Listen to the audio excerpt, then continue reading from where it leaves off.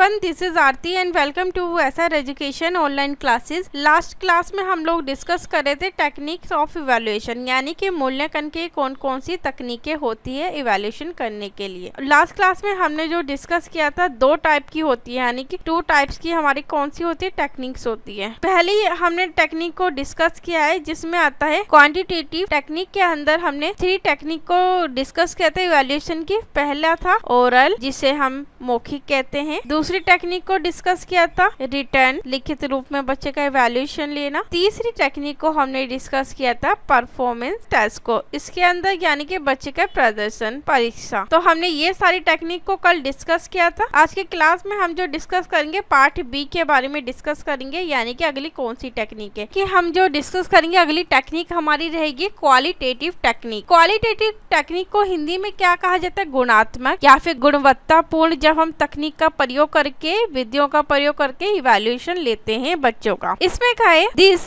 Techniques evaluated the quality of attributes and hence they are highly subjective important. Such techniques are given below. कहने का तात्पर्य है कि इसका ये तकनीक विशेषताओं की किसको बताती है, गुणवत्ता को बताती है। इवैल्यूएशन करने के लिए किया जाता है ताकि गुणवत्तापूर्ण इवैल्यूएशन हो सके, और इसलिए ये तकनीक अधिक क्या है, व्यक्ति परक है। इंडिविजुअल भी हम इस तकनीक का प्रयोग करते हैं बच्चे का इवैल्यूएशन लेने के लिए। इसके अंतर्गत कौन कौन सी टेक्निक का प्रयोग किया जाता है, तो चलिए वन बाय वन डिस्कस करते हैं। सबसे पहली जो टेक्निक हमारी आती है, क्युमुलेटिव रिकॉर्ड्स को हिंदी में क्या कहा जाता है, संचय रिकॉर्ड्स, यानी कि जो हमारे पास डेटा रखा जाता है, डेटा का कलेक्शन होता है। इसमें क्या है, such records are prepared by the school to show all round development of students individually. कहने का तात्पर्य है कि इस तरह के जो रिकॉर्ड है स्कूल के द्वारा स्टूडेंट या फिर छात्रों के व्यक्तिगत रूप से ऑलराउंड डेवलपमेंट क्या होता है, बच्चे का सर्वांगीण विकास को दिखाने के लिए तैयार किया जाता है इस प्रकार का क्युमुलेटिव रिकॉर्ड, ताकि बच्चों का ऑलराउंड डेवलपमेंट अच्छी तरीके से हो सके। चलिए अगले पॉइंट को डिस्कस करते हैं। पर्सनैलिटी यानी कि व्यक्तित्व, कल्चरल प्रोग्राम यानी कि सांस्कृतिक कार्यक्रम जो होते हैं हमारे, को करिकुलर एक्टिविटी को सहगामी क्रियाएं या फिर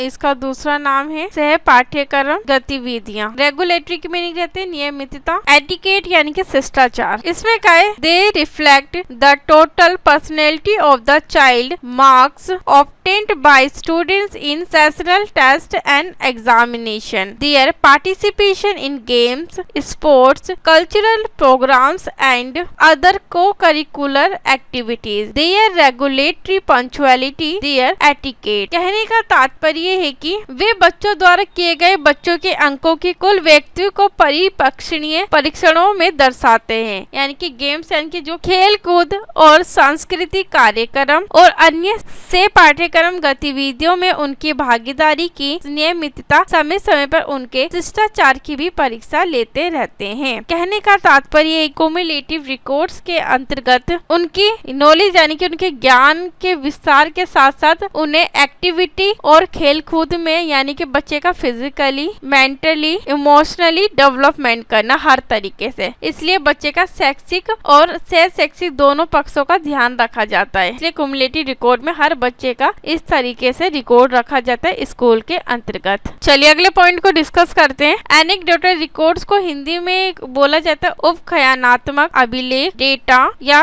स्कूल में बच्चे का छोटा अभिलेख। इसमें क्या है, this records maintain the description of significant events और work of student, here information regarding the behaviour, attitudes और interest of student are systematically cumulated. ये अभिलेख छात्रों के व्यवहार या रुचियों के संबंध में महत्वपूर्ण घटनाओं या कार्यों के विवरण को क्या करता है, बनाए रखता है। जैसे एग्जाम्पल लेते हैं, आपने देखा होगा आपके स्कूल में 10th या फिर 12th जब आप पास करते हो तो आपको कैरेक्टर सर्टिफिकेट दिया जाता है, जिसमें आपको संपूर्ण जो भी आपने स्कूल में जैसे भी कंपटीशन में आपने पार्टिसिपेट किया होगा, यानी कि जिस तरीके से आपने परफॉर्मेंस दी होगी, अच्छे थे मार्क्स कैसे आते थे, सब चीजों का रिकॉर्ड रखा जाता है। जैसे आपने डांस में कैसी परफॉर्मेंस की, क्विज में कैसी परफॉर्मेंस की, कंपटीशन में हिस्सा लिया या फिर नहीं लिया, तो इन सारी चीजों का क्या रखा जाता है, रिकॉर्ड करके रखा जाता है। वो आपके कैरेक्टर सर्टिफिकेट के अंतर्गत आ जाता है कि आप कितने क्या रहे, एक्टिव रहे चीजों के प्रति, कितना पार्टिसिपेट किया। तो ये सारा किस में आता है, एनेक्डोटल रिकॉर्ड्स के अंतर्गत। चलिए अगले पॉइंट को डिस्कस करते हैं ऑब्जर्वेशन टेक्निक में। ऑब्जर्वेशन टेक्निक को हिंदी में क्या कहा जाता है, अवलोकन, या फिर इसका दूसरा नाम क्या रहेगा, निरीक्षण करना बच्चे का तकनीक, या फिर विधियों का हम प्रयोग करते हैं इवैल्यूएशन लेने के लिए। इसमें क्या है, this is the most common technique of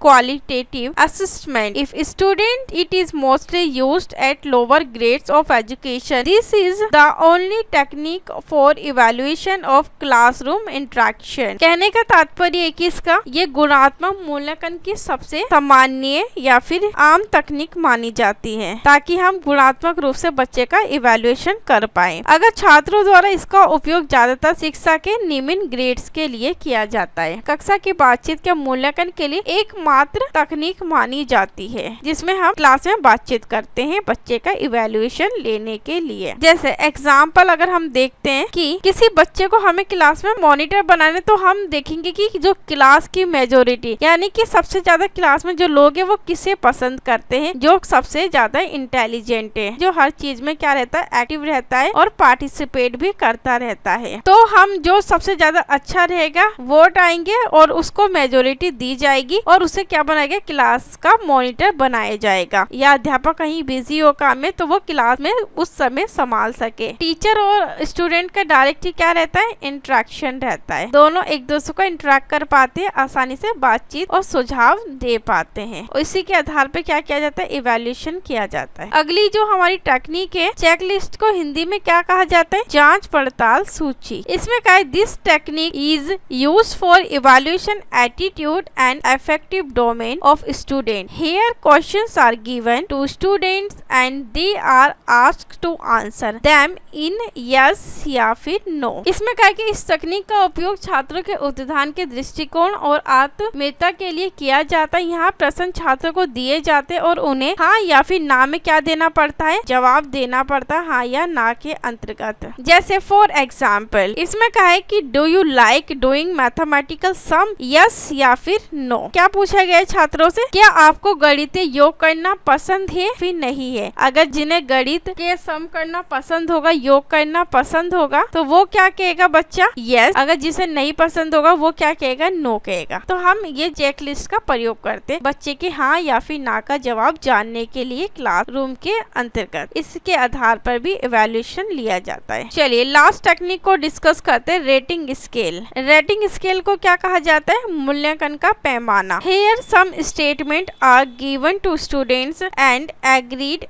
indifferent or disagreed are written before the statement. Then students asked to tick the option according to your own choice. यहाँ पे क्या बोला है, own choice। स्टेटमेंट को कथन, own यानी कि जब बच्चा स्वयं ऑप्शन को क्या करता है, चूज करता है। हम एग्जाम्पल लेके समझते हैं। स्टेटमेंट हमने लिए, सरकार के द्वारा क्या गरीब बच्चों को पढ़ाने के लिए फ्री कोचिंग देनी चाहिए या फिर नहीं देनी चाहिए। गरीब का मतलब है आर्थिक रूप से बच्चा कमजोर है, उसकी पढ़ाई के लिए सरकार ने कदम उठाया है कि उसे फ्री कोचिंग दी जाए, ताकि बच्चे की क्या है, प्रतिभा को बाहर निकाला जा सके। तो उसके लिए सरकार क्या कदम उठा रही है, फ्री कोचिंग का आयोजन करिए। तो बच्चों की राय हम जान सकते हैं, उन्हें पसंद आई या नहीं पसंद आई। तो बच्चों की जो भी राय होगी, अच्छी लगी तो वो टिक करेंगे, अगर नहीं लगी तो क्या करेंगे, गलत बोलेंगे, आपके पसंद के अनुसार उसका आंसर देंगे। चलिए फिर आज की क्लास को यही समाप्त करते हैं। अगली क्लास में कुछ अगले टॉपिक से रिलेटेड हम लोग डिस्कस करेंगे। अगर आपको किसी भी सब्जेक्ट से रिलेटेड कोई PDF चाहिए, PDF के लिए आपको टेलीग्राम चैनल पे ज्वाइन होना पड़ेगा, जहाँ आपको सभी सब्जेक्ट से रिलेटेड PDF अवेलेबल है। PDF को डाउनलोड करके आप पढ़ सकते हैं।